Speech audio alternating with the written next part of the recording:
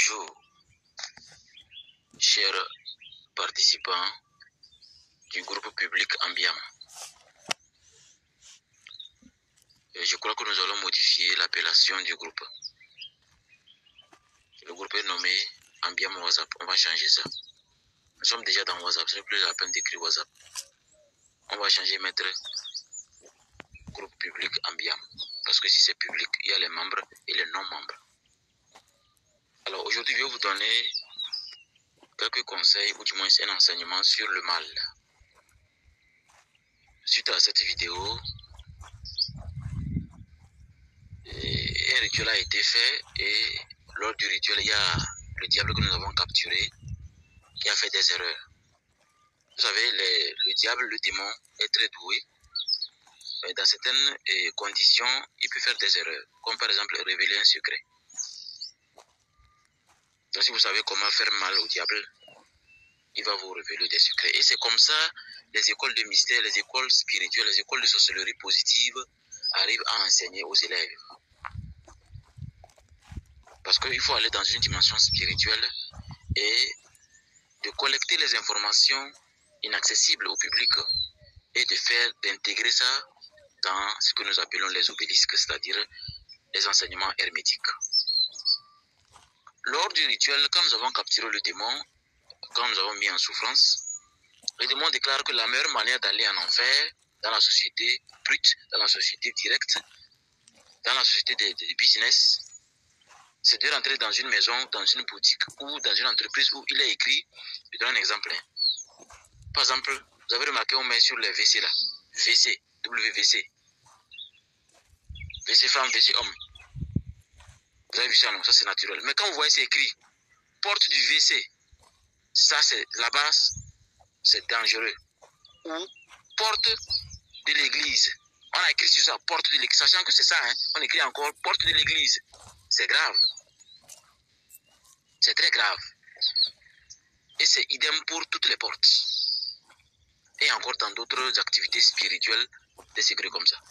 Donc nous savons qu'il y a des choses comme ça, mais on n'a pas su que c'est quelque chose de très important pour conduire ceux qui ne sont pas vraiment spirituels dans des erreurs jusqu'à ce que ces personnes vont se retrouver même en enfer direct. Donc je crois que c'est très profond. Et je tenais à vous donner quelques enseignements cette matinée sur le mal. Allons-y.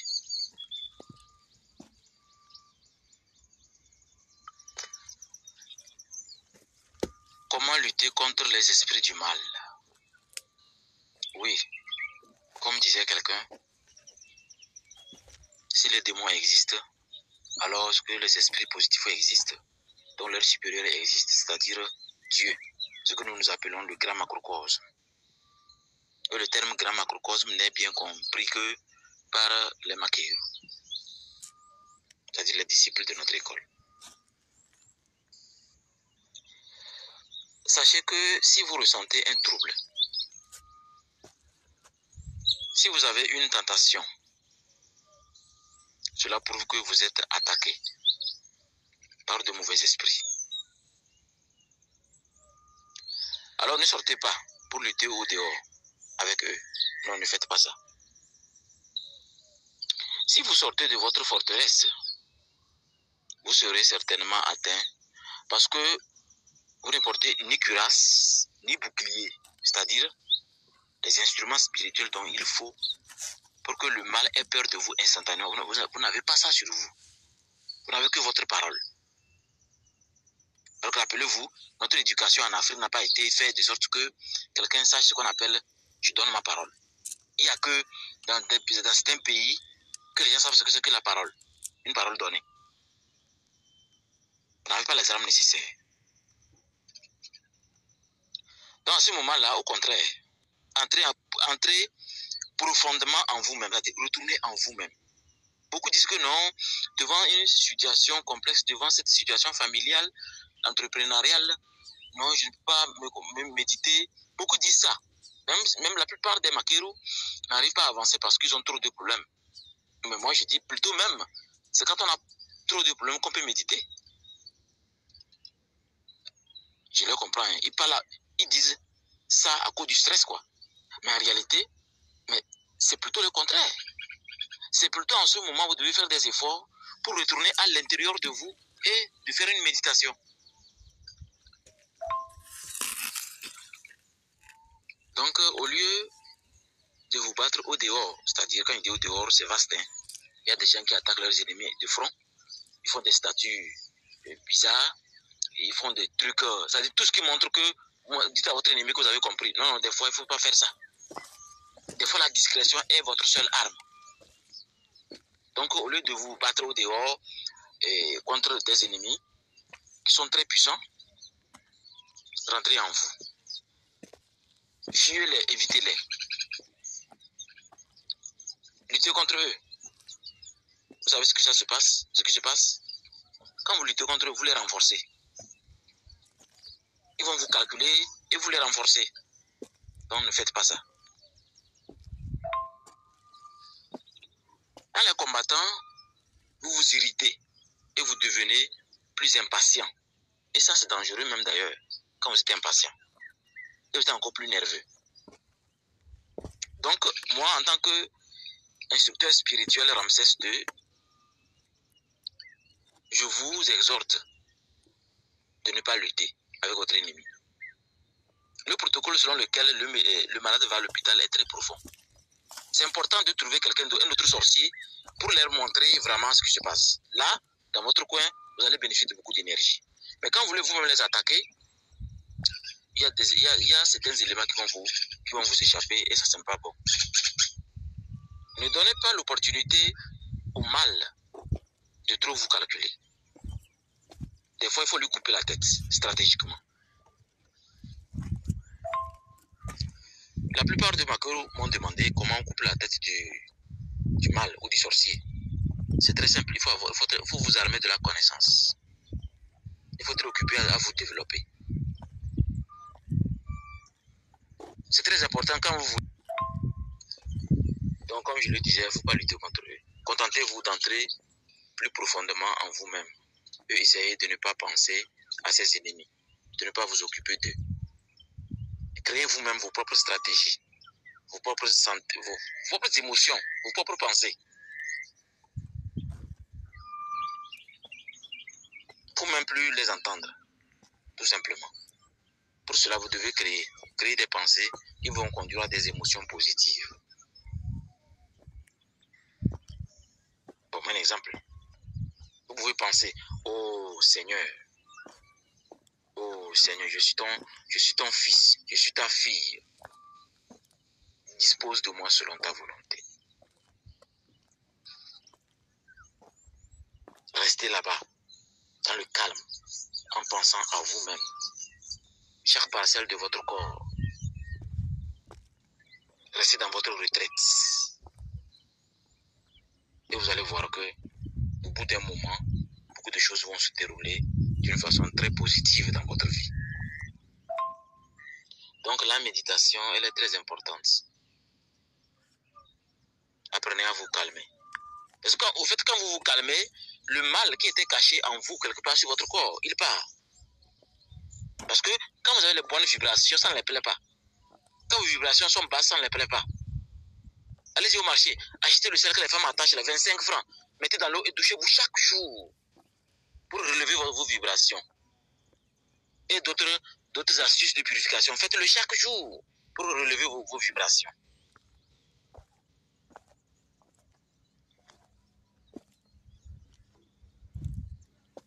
Quand vos vibrations sont bien élevées, vous allez voir que même vous-même, vous allez vous poser des questions, vous allez vous dire, mais et s'ils sont encore là?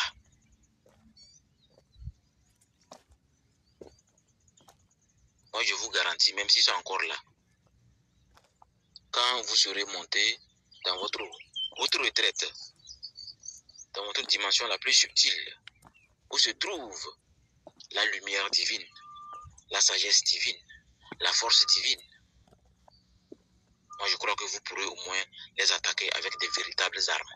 Parce que sans les véritables armes, ne laissez pas l'ennemi sache que vous êtes prêt à l'attaquer.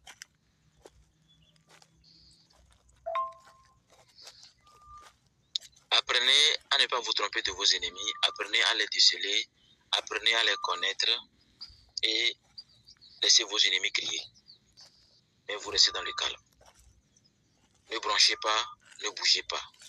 Ne vous inquiétez pas. Ne vous inquiétez pas d'eux. Et surtout, ne luttez pas contre eux. Tant que vous n'êtes pas bien armé et préparé à cette lutte. Parce qu'il faut toujours être bien préparé avant de se lancer. Au lieu de lutter, de vous épuiser, de dépenser beaucoup de force inutilement, laissez tout. Laissez tout de côté et montez dans la plus haute retraite de pensée positive, de concentration sur vous-même, avec des respirations conscientes. Parce que c'est dans ce calme et dans cette respiration consciente que se trouve Dieu. C'est de la nature qui est bon juge. Dieu en vous se trouve dans ça. Parce que Dieu n'est pas à l'extérieur de vous, il est à l'intérieur de vous. Mais c'est quand vous êtes en disharmonie qu'il n'arrive pas à cogner votre porte.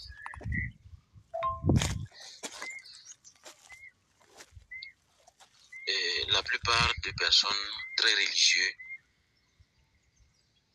disent toujours notre Père qui est aux cieux, que ton nom soit sanctifié. Non. La prière là, elle est très puissante, mais c'est une mauvaise manière de prier. Parce que dans votre conscience, dans votre connaissance, vous vous dites que Dieu est aux cieux. Même inconsciemment, vous allez déclarer que Dieu est aux cieux. La preuve, imaginez quand quelque chose se passe. Quand on dit « Aouh !» Quand on se met les deux mains là vont vers le ciel. Donc il y a beaucoup d'erreurs que les diables en profitent pour vous anéantir. Venez dans notre espace sacré, dans notre antre de cristal, dans notre forêt sacrée, où trouvez vous-même un endroit spécifique pour comprendre la véritable prière. Chez nous, nous vous proposons des choses qui vont vraiment vous transformer très positivement. Mais je dois vous avertir, nous sommes très à cheval sur les vertus humaines. Les vertus humaines. Nous sommes très à cheval sur l'honnêteté, la loyauté, la sincérité. Un peu de chinoiserie et nous, on vous évite comme la peste. C'est comme ceux qui transfèrent les vocaux ailleurs avant d'écouter. Je crois que c'est stratège, ça n'a rien de stratège. Ou ceux qui ont des applications super sophistiquées, qui écoutent pour sans qu'on sache qu'ils l'écoutent. Maintenant vous cachez qui, vous trompez qui. Si rien ne vous plaît, mais dégagez. C'est pourquoi je vous dis, nous sommes très à cheval sur les vertus humaines. Alors, je crois que dans notre philosophie, Dieu ne peut pas habiter là où un ennemi peut l'atteindre. Ce n'est pas possible. C'est pourquoi efforcez-vous à aller dans une dimension plus subtile. Il habite dans le lieu le plus profond de notre être, notre personne. Mais pas ailleurs, mais c'est en nous qu'il est caché. Celui qui est la force véritable, la puissance, c'est lui. Il est et il est en vous. Vous pouvez le trouver en vous calmant. Apprenez toujours à vous calmer. Le mal n'aime pas ça, hein. Le mal n'aime pas quand vous vous calmez. Et surtout quand vous êtes dans la nature, là où tout est naturel, là. Comme ces oiseaux que vous entendez là. Différents sons, différentes chansons, chacun dans son langage. Je crois que lorsque vous vous sentez menacé, qu'il soit spirituellement ou verbalement, laissez toutes vos occupations et recueillez-vous. Pensez à cet esprit divin qui vous pénètre, cette lumière sacrée divine qui vous pénètre.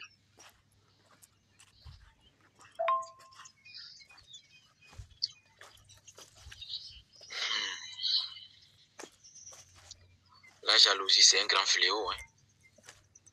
C'est un grand fléau. C'était entre griffes. Quand vous serez arrivé à le toucher par la pensée, je parle de cet esprit divin qui est en vous, il vous dira, viens, viens mon enfant. Quelqu'un te poursuit. Mais auprès de moi, tu trouveras une protection. Comme ça, tu vas sentir ça comme ça. Vous allez sentir ça comme ça en vous, aussi facilement comme naturellement. Faites des efforts et cela sera possible. Supposons que vous soyez envahi par des pensées ou des sentiments très négatifs. Et quoi que vous essayez pour les chasser, vous n'y arrivez pas. Alors, on se pose la question, que pouvez-vous faire? Prendre une attitude d'observateur ou faire comment? Alors, je vous conseille de vous mettre à regarder, de vous mettre à observer tranquillement toutes ces forces et entités mauvaises, leurs manifestations. Observez sans intégrer les émotions, leurs manigances. En les observant, déjà vous vous placez au-dessus d'elles. C'est-à-dire, c'est comme quelqu'un qui est sur la colline et quelqu'un qui est dans la vallée. Ils ne sont pas au même niveau. Non, c'est différent. Vous êtes au-dessus d'elle. Et alors voilà ce qui se passe. Vous serez toujours au-dessus d'eux. C'est comme ça. Et vous allez voir que comme elle commence à sentir la présence de quelqu'un qui les surveille, ça les gêne. Oui, j'ai toujours dit ça au Makeru. Et vous devez le savoir aujourd'hui. Le sorcier diabolique n'aime pas savoir qu'on le surveille, qu'on sait. Et surtout, il n'aime pas savoir qu'on l'attendait. Non, il n'aime pas ça. C'est pourquoi je vous ai dit, et des choses sur vous, en vous, qui feront que, dès que le mal arrive, il sait que, ah, je t'attendais. Ils n'aiment pas ça.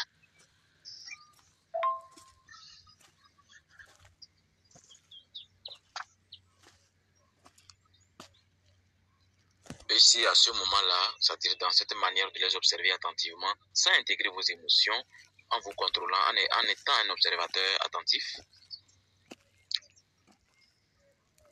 vous allez voir que si vous avez la capacité de projeter, ne serait-ce que sur ces entités, sur elles, quelques rayons de lumière, elles se dispersent. Oui, parce qu'elles n'aiment pas la lumière. Elles peuvent revenir. Et il est même sûr qu'elles reviendront. Parce que le mal aime revenir pour montrer qu'il a trouvé quelques amis pour venir te combattre. Mais, il faut noter que ces entités négatives ne peuvent revenir dans votre vie qu'à une seule condition. Tant que vous n'avez pas installé de nouveaux clichés, de nouvelles stratégies spirituelles et énergétiques, elles reviendront. Et vous le savez, même la Bible a fait cas. Ils reviendront plus forts, c'est-à-dire ils ne reviennent pas seuls. En tout cas, quand ils seront là, mais encore une fois, vous allez les observer. Faites des efforts, sans intégrer vos émotions. Projetez sur elles un faisceau de lumière magnifique. Ils n'aiment pas l'amour, envoyez-leur l'amour. Attention, quand je dis envoyez-leur l'amour, je n'aime pas dire d'aimer votre ennemi, hein. Il va vous empoisonner. Envoyez-leur l'amour spirituel. Regardez votre ennemi, regardez son profil et priez pour lui en envoyant la lumière. Il n'y a pas de prendre toute la journée pour prier pour lui. Simple amour dans un état bien contrôlé, agit bien sur lui. Et quand vous lui envoyez de l'amour, et quand lui vous envoie le contraire, il est toxiqué. Son cœur diminue de battement. Et ses poumons diminuent. Et la mort est proche de lui. C'est comme ça que ça fonctionne. Et vous allez voir, c'est magnifique. On les enterre autour de vous comme des mouches.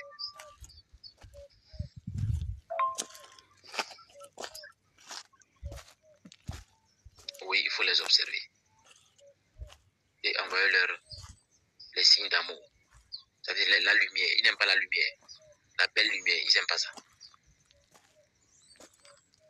Et ainsi, vous finirez par vous en débarrasser. Parce qu'ils n'aiment pas la lumière. Tout simplement parce que vous vous êtes maintenu au-dessus d'elle. Voilà le secret. C'est tout ce que je voulais vous dire aujourd'hui. C'est tout le secret, ça. Soyez au-dessus de vos ennemis. Laissez ces trucs de quand on te gifle, donne l'autre gifle. C'est faux. Restez juste au-dessus d'eux. Montrez que vous... C'est pourquoi on dit, les Blancs disent, surtout les Américains, que la meilleure vengeance, c'est d'être meilleur que l'autre. Vous voyez, non? Quand votre ennemi se met à faire de n'importe quoi, vous devez juste vous préparer, c'est-à-dire être armé de connaissances et être meilleur que lui. C'est tout ce qu'on vous demande. Alors, je crois que nous avons assez parlé. Je vais vous donner une petite prière que vous pouvez utiliser en expérience pour voir ce que ça donne, parce que c'est une prière très puissante que nous avons toujours exploitée dans notre forêt sacrée. Voici une prière à faire contre les mauvais esprits. Vous êtes prêts à écrire?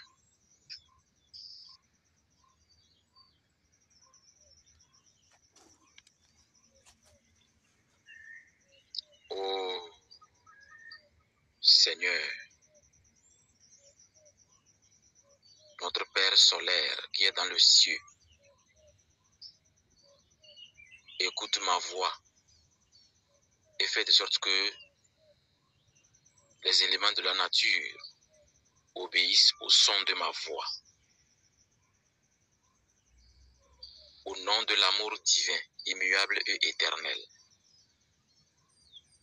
Au nom de la sagesse divine, immuable et éternelle, dans laquelle nous nous mouvons et avons notre existence.